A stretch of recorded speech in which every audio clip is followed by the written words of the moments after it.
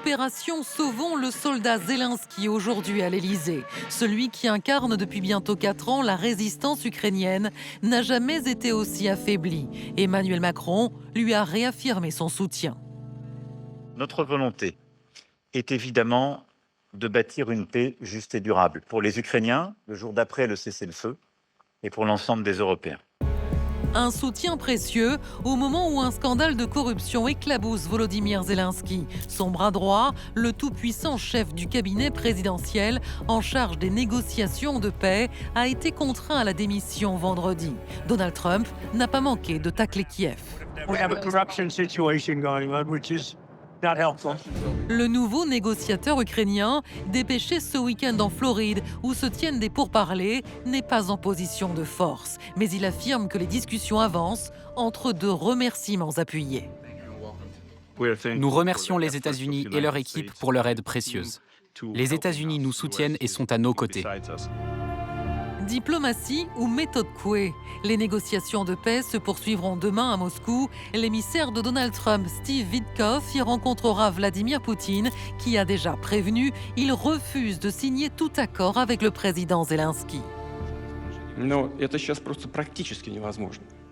После чего президент утратил свой легитимный статус. Les Ukrainiens, eux, confrontés à la guerre et au scandale de corruption, apparaissent divisés entre ceux qui continuent de soutenir le président Zelensky et ceux qui veulent tourner la page. Il faut remanier tout le bureau présidentiel, tout le gouvernement. Et seulement alors, nous pourrons espérer un quelconque changement. Alors l'Ukraine doit-elle préparer l'après-Zelensky? Le président ukrainien peut-il tenir sous la pression des Russes et des Américains? Faut-il craindre, comme la chef de la diplomatie européenne Kaja Kallas, une reddition de l'Ukraine? Pour répondre à ces questions, nos trois invités, Pierre Lévy, bonsoir. Vous fûtes ambassadeur de France à Moscou entre 2020 et 2024. Votre dernier ouvrage au cœur de la Russie en guerre vient de paraître. Et selon vous, Pierre Lévy, les affaires de corruption montrent la vitalité démocratique de l'Ukraine. On ne verrait certainement pas des institutions qui enquêtent sur la corruption du régime en Russie. Même si Zelensky est affaibli dans les négociations, vous considérez qu'il continue d'avoir le soutien de la population. À côté de vous, Antoine Vitkine, journaliste et réalisateur de documentaires. Vous avez réalisé notamment le documentaire Opération Trump, les espions russes à la conquête de l'Amérique. Et vous considérez que l'Ukraine est en train de jouer sa survie. Avec ce scandale de corruption, les Américains et les Russes essayent d'en profiter pour obtenir encore une fois de nouvelles concessions. Et à côté de vous, Vera Grantseva, bonsoir, politologue, spécialiste de la Russie, enseignante à Sciences Po. Dernier essai, les Russes veulent-ils la guerre? Selon vous, l'Union européenne doit aider financièrement l'Ukraine. Elle a le droit de financer tout ce qui a été détruit dans le pays en utilisant les avoirs russes gelés en Europe. Et on va démarrer avec le paria du jour, entre guillemets. Exactement, si je puis dire, c'est Andrei Yermak, 54 ans, l'ancien chef de cabinet de Volodymyr Zelensky, poussé donc à la démission pour des soupçons de corruption. Une grande perte pour le président ukrainien, c'était son véritable bras droit, son homme de confiance, son deuxième cerveau, disait-on même dans son entourage, et surtout le négociateur ukrainien pour les pourparlers de paix avec la Russie. Vera Grantseva, il est grandement fragilisé, le président ukrainien, par cette affaire. C'est un coup assez dur pour Zelensky. Effectivement, Andrei Yermak était un de ses proches dès ses premiers jours, mais aussi au niveau de processus, comment gérer les affaires et comment aussi négocier, parce qu'on sait qu'Andrei Yermak était aussi très, très tôt chargé des relations internationales dans l'office du président de Zelensky. Donc oui, pour lui, c'est dur. En même temps, on ne peut pas dire que ça le fragilise à 100%, parce qu'il a pu quand même très vite aussi prendre une décision pas facile pour lui, donc le limoger, et montrer que quand même les intérêts de la nation ukrainienne étaient plus importants pour lui que l'amitié et que le soutien effectivement qu'il a dans Andrei Yermak. Pierre Lévy, pour vous, c'est un signe de vigueur démocratique, vous direz? Oui, enfin, clairement, il est affaibli par cet épisode. Et les Russes ont toujours la caractéristique, en fait, de très bien exploiter les faiblesses, les vulnérabilités de l'adversaire. Plus que d'utiliser leur force, finalement. Et dès le début des premières affaires de corruption, j'écoutais les déclarations à Moscou, en particulier du porte-parole de Vladimir Poutine, Dmitri Peskov, qui disait « Mais regardez où va l'argent des Occidentaux, vous devriez quand même faire attention ». Donc ils exploitent ça dans un mouvement général qui vise à délégitimer Zelensky. D'ailleurs, le président américain faisait la même chose. Et puis surtout installer, pour reprendre un terme à la mode, un narratif selon lequel l'Ukraine est en train de s'effondrer, qu'il faut maintenant être réaliste, que voilà, s'il ne conclut pas maintenant un accord, plus tard, ça sera pire. Ouais. Mais Antoine Wittgen, de fait, il a perdu de son aura quand même, cet homme, ou pas? Celui qui est à Paris aujourd'hui, Zelensky. Alors, je pense que d'abord, il faut se garder de donner trop de leçons à l'Ukraine. On est quand même un pays qui a connu un ancien président de la République en prison dans le cadre d'une affaire de corruption. On voyait tout à l'heure des images de Donald Trump. Zelensky est en exercice aussi actuellement. Absolument, oui. Donald Trump donnait des grandes leçons sur la corruption. Il est lui-même le président américain le plus corrompu depuis le 19e siècle. Et par ailleurs, je pense qu'il ne faut pas trop... il est évidemment affaibli, je souscris avec ce qui a été dit, mais il ne faut pas trop personnaliser, je crois, cette affaire. La différence entre une dictature et une démocratie, c'est qu'en démocratie, bien, les présidents occupent des fonctions auxquelles ils sont élus, ils viennent, ils repartent. Zelensky était président, effectivement, en 2022. Un autre président à sa place aurait, de la même manière, peut-être pas avec ce talent-là, mais en tout cas aurait également évidemment résisté à la Russie, parce que ce qui se joue, c'est tout simplement la survie de l'Ukraine. Et elle continue de se jouer aujourd'hui. Zelensky est affaibli, certes. Zelensky, je pense, ne joue pas sa survie. Ceux qui jouent leur survie, ce sont les Ukrainiens. Et ça continue d'être le cas. Et ce que je veux dire, c'est qu'il était président en 2022. Un autre aurait également résisté. Et ça, les Ukrainiens le savent très bien. La volonté de résistance à l'agression russe qui continue encore aujourd'hui, elle est celle de l'Ukraine. Donc effectivement, qu'il ait perdu de son aura, ça n'a pas grande importance. Moi, j'étais en Ukraine pas plus tard que l'été dernier. Effectivement, il est relativement impopulaire pour un certain nombre de raisons. En revanche, la ligne de la résistance à l'Ukraine est très majoritairement soutenue, y compris par son opposition. Il y a une opposition en Ukraine, il y a un parlement, il y a des partis politiques. Oui, mais Vera Grantseva, est-ce que ça ne met pas dans l'embarras les Européens, tout de même? Oui, effectivement. Et Emmanuel Macron, notamment, qui le reçoit aujourd'hui. On peut se demander à quel point aussi il faut que l'Europe peut-être contrôle davantage et aide l'Ukraine à lutter contre la corruption. Donc effectivement, peut-être plus des mécanismes européens qui ont déjà montré leurs preuves dans d'autres pays, parce que l'Ukraine n'est pas le seul pays européen où il y avait la corruption. Ça lui avait été demandé dans le cadre de l'intégration à l'Union européenne, d'ailleurs, de lutter contre la corruption. Donc effectivement, ici, on peut penser aux mécanismes européens qui ont déjà montré leur efficacité dans d'autres pays qui ont accédé à l'Union européenne, parce qu'on voit qu'effectivement, si on compare avec la Russie, on ne parle pas de corruption en Russie, parce que personne ne peut en parler. Les personnes qui en parlent, ils finissent dans les prisons et ils meurent. Aux États-Unis aussi, effectivement, aujourd'hui, quand on parle même de Steve Witkoff, on est focalisé un peu sur l'Ukraine. Donc l'émissaire américain pour les négociations. Sauf que Steve Witkoff, si on creuse un peu, il y avait une très belle enquête par nos collègues de The Insider qui ont sorti en fait les liens de Witkoff avec la Russie qui durent depuis déjà plusieurs années, où il a investi, il a profité. Parce que c'est un mania de l'immobilier. Exactement, voilà. Donc il y a la corruption partout, ça peut dire ça. Et les Européens, bien sûr, ils paient attention à l'Ukraine, mais il ne faut pas se focaliser non plus et se dire que c'est le problème qui va détruire ce pays, mais il faut se focaliser sur les mécanismes qui peuvent aider l'Ukraine. Moi, je crois qu'au contraire, justement, ça met en valeur, ça met en lumière la force des leviers européens. Il ne faut pas oublier une chose quand même au départ de cette crise, c'est que l'étincelle, elle est européenne. Vous vous souvenez, en 2013-2014, les Ukrainiens voulaient signer l'accord d'association avec l'Europe. Il y a eu des pressions sur Yanukovych, forte russe, ils ont refusé finalement. Et c'est ce qui a déclenché. Et aujourd'hui, avec la conditionnalité européenne en termes d'état de droit, d'économie de marché, de lutte contre la corruption, ça montre que nous avons un levier considérable, justement, pour faire de l'Ukraine un pays, pour européaniser l'Ukraine, pour dire les choses simplement. Et ça, je crois que de l'autre côté de la frontière, je ne sais pas où sera la frontière de l'Ukraine future, mais en tous les cas, ils verront que la vie change de l'autre côté, comme les Polonais ont vu que la vie change en Allemagne et ont été sur la voie de l'adhésion. Nous avons un levier considérable, compliqué à jouer, mais c'est la l'avenir. Alors, on va évoquer avec vous trois et avec Anna le fait que Volodymyr Zelensky semble affaibli, mais un homme a l'air de faire une sorte de percée, voire de faire l'unanimité. Oui, cet homme, c'est Valéry Zaloujny, l'actuel ambassadeur d'Ukraine à Londres et qui, avant cela, a commandé l'armée ukrainienne de 2021 à février 2024, avant d'en être limogé par Zelensky en personne.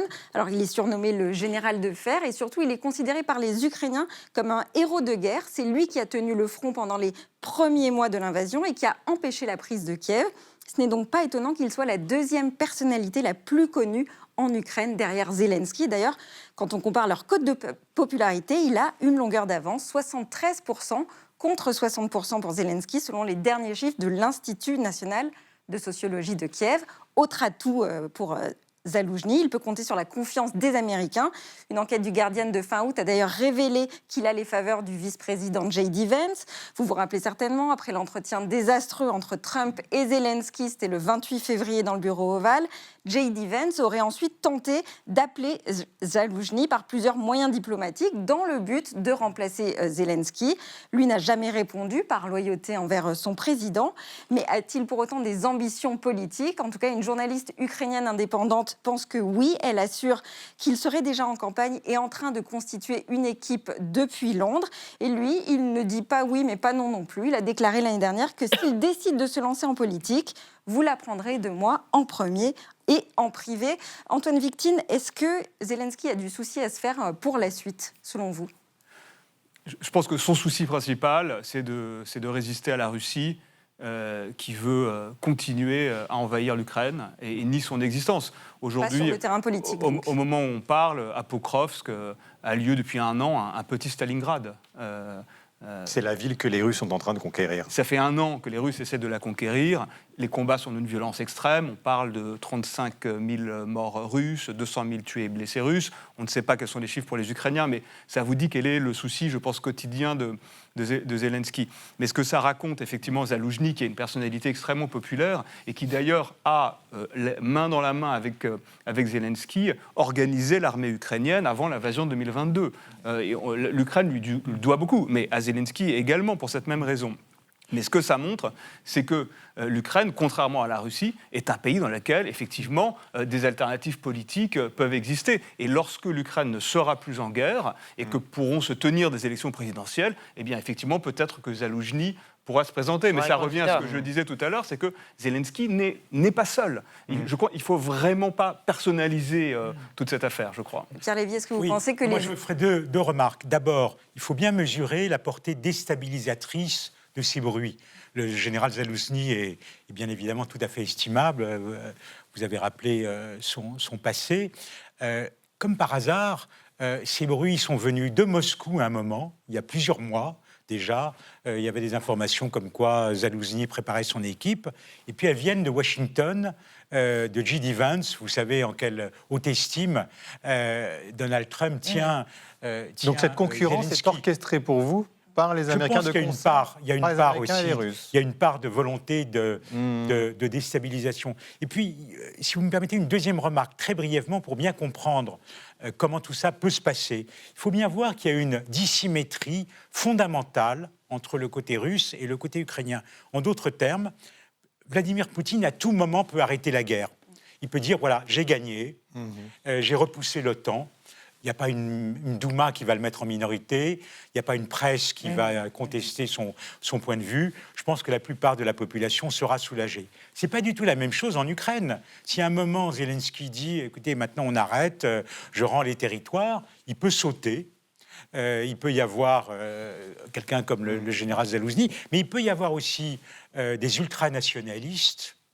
Et là, les Russes feront d'une pierre deux coups, parce que d'abord, ils diront, mais regardez, on vous l'avait bien dit, ce sont des successeurs de Bandera, vous savez, le collaborateur des nazis, on avait raison depuis le début.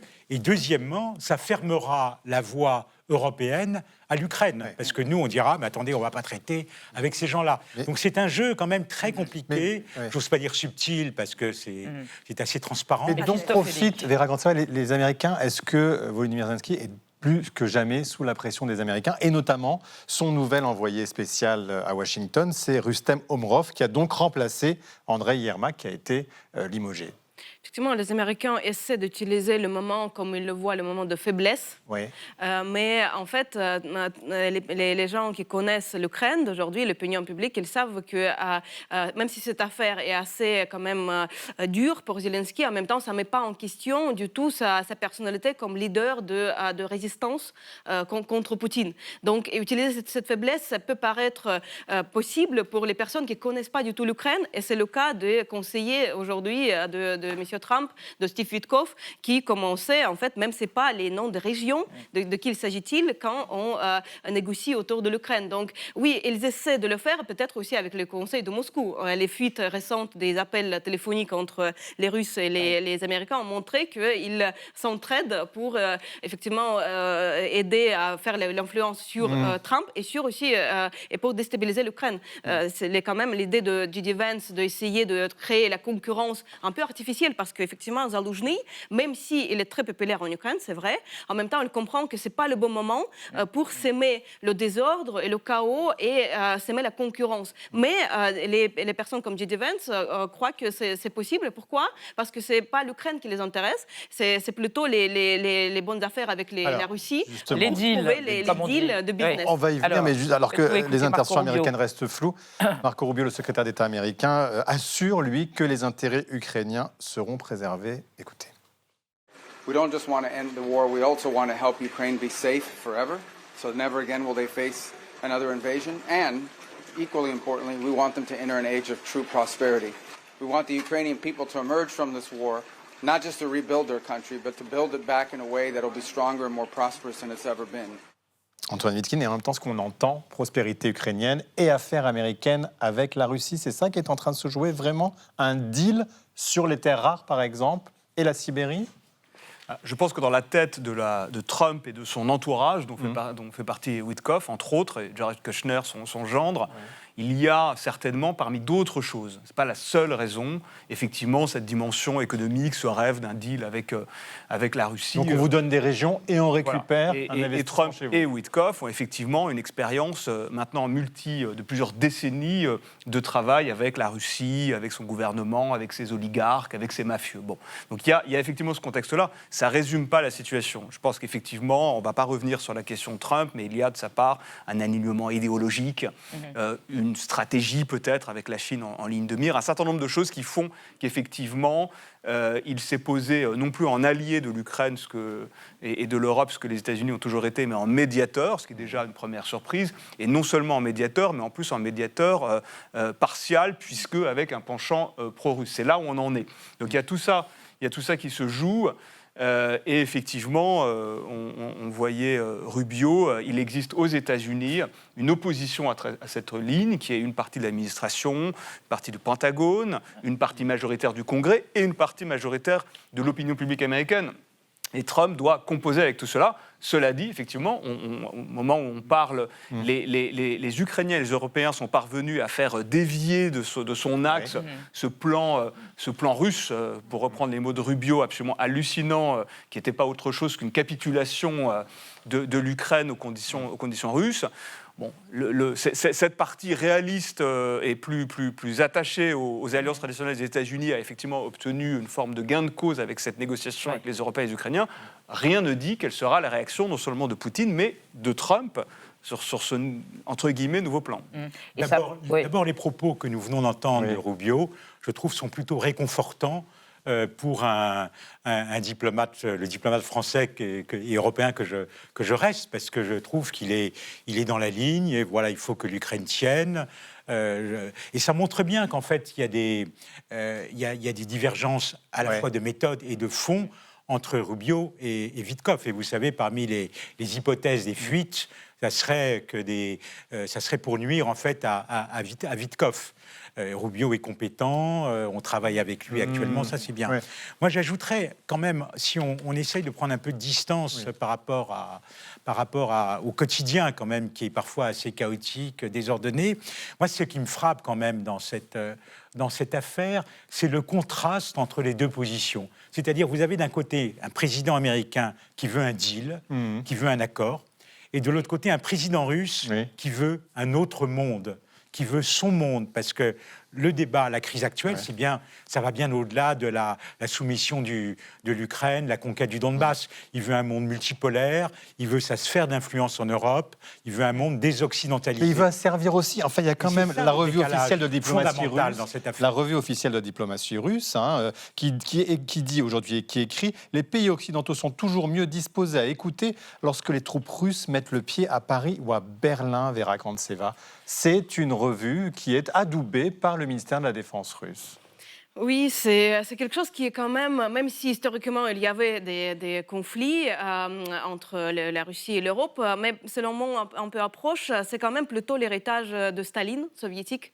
Parce que si on regarde l'histoire russe, pendant l'époque tsariste, la Russie faisait des guerres en Europe, mais en étant les alliés avec d'autres pays européens. Donc c'était un pays européen qui participait dans les conflits européens contre des autres pays européens. Donc ce qui fait Poutine, il continue. En fait, il veut un peu rejouer les sorts, l'issue de la guerre froide. Il veut remettre à plat tout ce qui s'est passé après les années 90 et montrer que, en fait, la Russie n'a pas perdu la guerre froide et on peut restaurer l'Union soviétique sans socialisme, parce que ça n'a pas fonctionné en Russie comme économie, mais comme un grand empire qui soumet tous les voisins à sa botte. Rapidement, les Européens ont été jugés inutiles et donc ne participant pas à ces négociations et à ces réunions pour la paix. Est-ce que plus de sanctions, c'est l'option de Jean-Noël Barrot d'ailleurs, Pierre Lévy, est-ce que plus de sanctions contre la Russie, c'est une bonne option? Quand on regarde les développements de ces dernières semaines, on voit quand même comment les Européens essaient de se remettre dans le jeu. Je trouve qu'ils ont plutôt bien joué pour injecter leur position sur le plan de 28 voilà, sur le premier américains. plan de 28 points. Et de manière habile d'ailleurs, ils n'ont pas dit c'est un contre-plan. Vous voyez, on a dit nous soutenons les efforts de Donald Trump et nous sommes là en soutien. Et donc maintenant, il y a ce travail qui a eu lieu, qui est en train de se tenir aussi à Paris aujourd'hui. Je trouve que ça, c'est bien. Mais il est clair que les Européens sont dans une situation très difficile parce qu'ils sont face à une double adversité. C'est exactement le même langage. Les Européens sont des parasites. Ça a été dit par Poutine il y a quelques années, à Trump d'ailleurs, au sommet du G20 à Hambourg. Comme par hasard, quelques années plus tard, l'équipe de Trump, je crois que c'était J.D. Vance, ressort le même thème. Antoine Wilkin, le nerf de la guerre, c'est l'argent. Pour terminer, les Européens discutent actuellement d'un plan de 140 milliards d'euros d'aide à l'Ukraine. Encore faut-il les avoir, trouver cet argent. Et donc, il y a les fonds, les avoirs gelés russes. Est-ce que vraiment on peut arriver à les saisir? Ça paraît impossible. Il n'y a pas de consensus européen. Alors, j'en suis pas spécialiste, c'est extrêmement technique, mais les juristes disent qu'on peut imaginer des artifices juridiques pour convaincre les Belges qui sont aujourd'hui... Et les Hongrois. Bon, alors les Hongrois, ça c'est une Ouais. dimension plus européenne. Compliqué. C'est un peu autre chose, mais en tout cas c'est la Belgique qui pose un problème Les Belges tiennent pour les pouvoir effectivement utiliser cet argent. Et je crois qu'au-delà de ça, effectivement, les sanctions et le soutien à l'Ukraine sous forme militaire ou effectivement l'utilisation de ces avoirs fonctionnent face à effectivement Poutine et d'ailleurs également Trump, qui ne comprennent que le rapport de force. Donc ça fonctionne. Nous n'avons pas la d'autre Russie est choix. toujours debout. La Russie arrive encore à avoir des forces militaires et à les envoyer en Ukraine. On ne voit pas l'impact direct Quelle des serait la sanctions situation? économiques. Imaginez la situation face à ce qu'on a dit de la volonté de Poutine, s'il n'y avait pas ces sanctions et s'il n'y avait pas surtout ce soutien à l'Ukraine. Enfin, Poutine serait déjà à Kiev depuis longtemps. Donc évidemment que ça fonctionne, nous n'avons pas d'autre choix. Et d'ailleurs, je faisais partie de ceux, et je continue de le dire, qui disaient dès le premier jour, si nous n'aidons pas l'Ukraine à stopper les velléités impérialistes et expansionnistes de la Russie en Ukraine maintenant, ça nous coûtera ensuite beaucoup plus cher. Et on en est un peu là. À un moment, on parle de rétablissement de services nationaux et on se réarme. Donc effectivement, nous n'avons pas, je crois, d'autres cartes entre les mains que cela. Voilà, Merci à tous les trois d'avoir participé à ce débat.